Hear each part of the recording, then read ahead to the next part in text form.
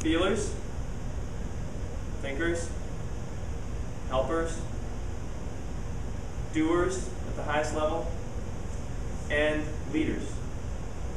And leaders are people that are dynamic. They can be actors, actresses, politicians, run businesses, things like that. And so we call those, we have 5 specific types. One is called the feelers are the emotional, I'll just abbreviate, emotional intelligence specialists. And the thinkers, the high thinking quality people, your scientists, your teacher, your teachers, your artists, your people that are constantly can't stop creating, are creative idealists. And the people that naturally and have always nurtured, they're nurturers by nature. When they were children, when they were children, there would be a bug in the house, and they would carry it out. They get it on a piece of paper, they carry it out of the house, and let it go, and then their brother would come over and go, "What is that?" Who would be down maybe in one of and those people are called team players. They're naturally, it's us. It's an us thing, and then the super achievers are called the knowledgeable achievers, and the leaders are called the charismatic leaders. Okay, so we have emotional intelligence specialists, we have creative idealists, we have team players, we have knowledgeable achievers, and we have charismatic leaders.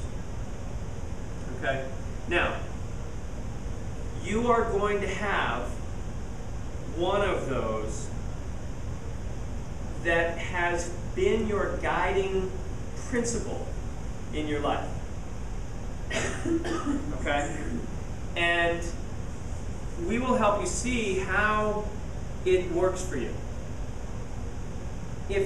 Sometimes you choose one of these, oftentimes, like for instance, it wasn't safe for a boy, especially growing up in my neighborhood, which wasn't a tough neighborhood, but everybody was they were all jocks or athletes, or there was enough, you got to be a tough guy to survive, that being out of my body, thinking, playing, not being present, got me in a lot of trouble. And so I tried in my life to be I'm really a creative idealist here. I tried to be a charismatic leader, because I tried to do martial arts and be a tough guy and wear a leather jacket. Can you imagine? 25 years of martial arts, I'm still not a tough guy. But I learned a lot about what it takes to achieve something that's difficult for you. And I tried to be a charismatic or knowledgeable achiever. I competed in tennis from like 8 years old on all the way through to the professionals, and practiced 5 days a week, and worked out and trained and disciplined and really tried to be a sort of have mastery in some skill. But it never worked. It never really sunk. None of those things ever really worked. I would still go out, no matter how, black belt from one of the best schools in Boston, and I could go out against somebody, and I just never had my heart in it. It was always like, I don't really want to hurt this person.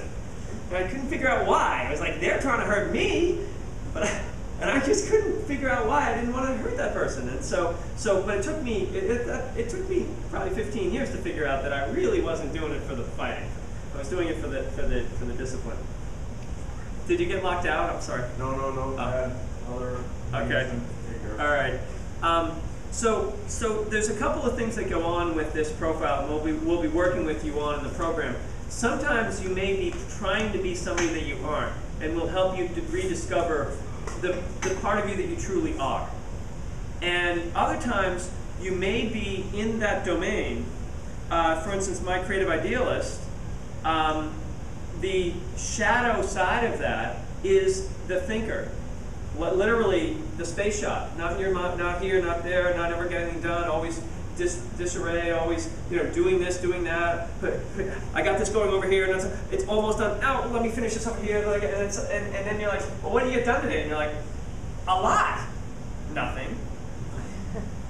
So so when I'm in my shadow aspect of my core quality, I'm not very present. I'm out there somewhere. I'm not able to really get focused and get grounded. Whereas the charismatic leader is rarely ever not present. Amy's the charismatic leader, and because their job is to make sure that crazy people like me are being managed. Okay, right? We're gonna manage that crazy person over there. I'm not gonna let you get out of my sight.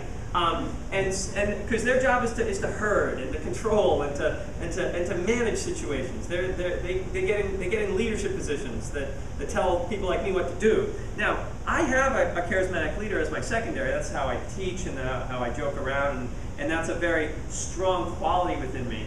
And so I can come down and I can do that, and that's what the martial arts was attracting me to.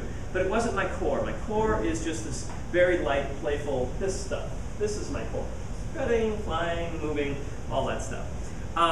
So we'll teach you that in the program, and that's a key element in that. And if you've ever listened to Wayne Dyer or any of these wonderful speakers, they always say you have to have a sense of purpose in your life. You have to have a sense of purpose in your life. For anything to matter, you have to have a sense of purpose. We use the profiles to give you the rock of what your sense of purpose will look like. The problem is, if you try to find your sense of purpose just by doing something that everybody else thinks is a good idea, it's not going to work for you. To find your sense of purpose, you have to be drawn to it. There is no good reason why I'm here teaching in this school. I could be doing a lot of things. I'm a very talented person, very smart, but this is it, folks. This is what I'm drawn to. This is what I'm pulled. My soul pulls me toward it.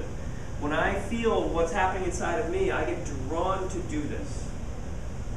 When you are pulled into your life, you will find it much more enjoyable than when you think, this is a good thing, I'll keep going on it. Maybe it'll pay off in the end. Okay? All right, so that's the profiles. How are we doing time-wise here? Is that clock right? 8 o'clock? Okay, we're on time. Okay, so the second element is, so now in the beginning of the program, very first class actually, we're going to help you begin to start recognizing, what would it even look like? What group am I in? Which of those groups am I really in? I know the ones I've lived in, but which ones are really the ones that are going to feed me? And so we'll help you understand that. And so the second part of the program are the chakras.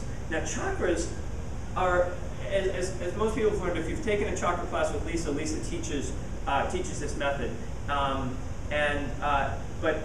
we teach you the chakras not from the perspective that they are spinning vortexes of light, which we can see right here.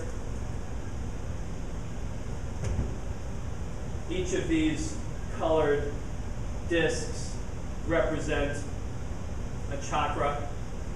Each of those represent a chakra at the energy body level, and each of these cones coming out here, going down, going up, all these things, chakras. Okay. How many of you see that on other people? No. You see it sometimes? Okay. Every now and then you see it? Okay, good. Some people are seers. 99.9999999% of people are not. They don't see these things, okay? I see them in certain ways, but most importantly, these are how we're going to teach you to do the healing work, which is the third level. Once you understand the chakras and understand how they work and the mechanics and how they actually, where they are, the structure of them, you can work with them specifically to help someone who has a chakra issue. But a chakra issue has nothing to do with the chakra. It has to do with the issue. So when we teach you the chakras and we're teaching you about who you are, let's say I'm a creative idealist, okay? So what do I naturally do? I'm a creative idealist. My upper chakras are going to be more developed because I'm a